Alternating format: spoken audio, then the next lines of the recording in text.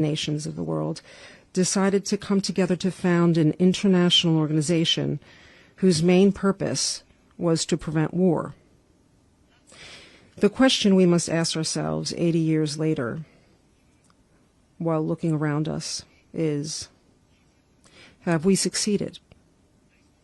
The answer you all know, because it lies in the headlines, and it is merciless. Peace, dialogue, diplomacy seem no longer able to persuade or to prevail. The use of force prevails on far too many occasions, and the scenario before us is that which Pope Francis described with unique effectiveness: a third world war, fought piecemeal.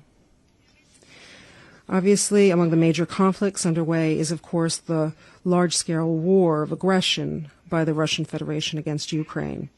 3.5 years ago, on February 24th, 2022, Moscow decided to attack Kyiv. And I believe not enough reflection has been given to the consequences of that choice, to a point I consider fundamental.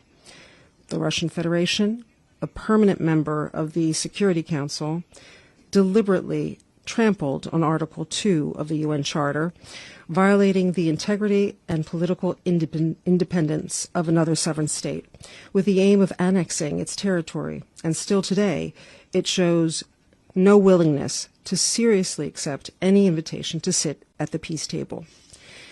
This deep wound inflicted on international law, as could be foreseen, unleashed destabilizing effects far beyond the borders in which that war is taking place.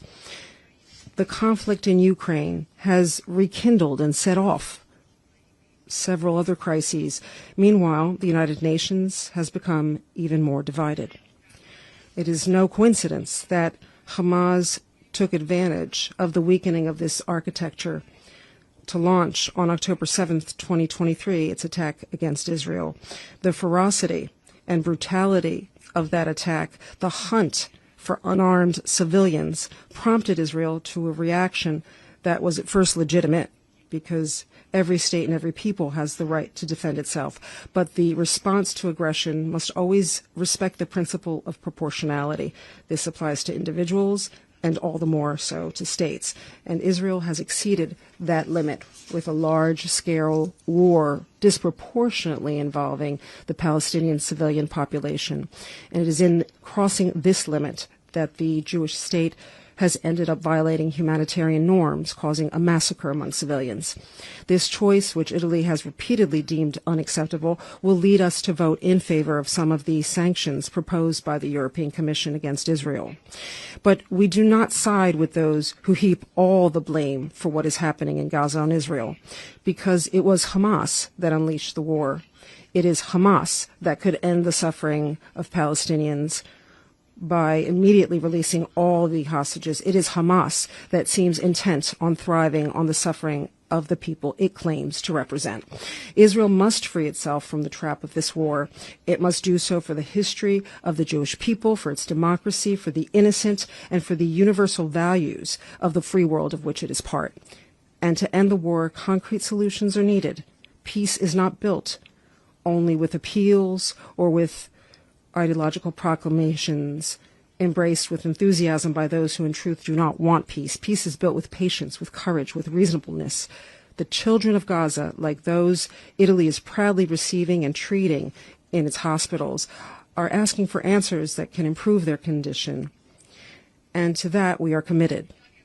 Italy is and will be there for anyone willing to work on a serious plan for the release of hostages, a permanent ceasefire, the exclusion of Hamas from any governance dynamic in Palestine, the gradual withdrawal of Israel from Gaza, and the involvement of the international community in managing the subsequent phase of the ceasefire, leading to the realization of the two-state perspective.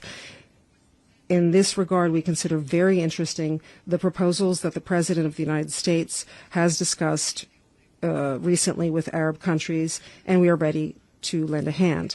We believe that Israel has no right to prevent the future creation of a Palestinian state, nor to build new settlements in the West Bank to that end. For this reason, We have signed the New York Declaration on the two-state solution. This is Italy's historic position on the Palestinian question, and it has never changed. At the same time, we believe that the recognition of Palestine must have two indispensable preconditions: the release of all Israeli hostages and Hamas's renunciation of any role in the government of Palestine. For those who unleash the conflict cannot be rewarded. And thus we return to the starting point, the rules, the force of law. In Ukraine, in the Middle East, in every scenario where war dominates and reason seems lost. There's no escaping, colleagues, the most important question, which is the reason we're all here together today. Is the United Nations architecture we built 80 years ago up to task in the face of the challenges we are facing today? It is not. And multilateralism, dialogue, and diplomacy without institutions that function as they should are only empty words. We must recognize our limits. We must recognize that a profound reform